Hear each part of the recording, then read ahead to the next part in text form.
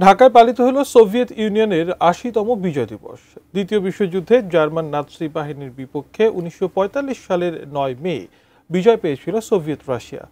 দিনটি স্মরণে রোববার রাজধানীর লা মেরিডিয়ান হোটেল ভিক্টোরি ডের আয়োজন করে রাশিয়ান দূতাবাস।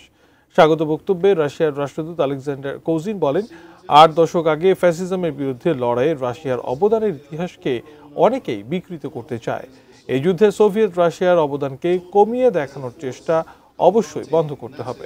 অনুষ্ঠানের শেষ ভাগে বাংলাদেশের বিভিন্ন ক্ষেত্রে বিশিষ্ট ব্যক্তিরা রাশিয়ান লোকসঙ্গীত পরিবেশনা উপভোগ করেন। রাশিয়ার বিভিন্ন অঞ্চলের ব্যালে ও লোকনৃত্য পরিবেশন করা হয়।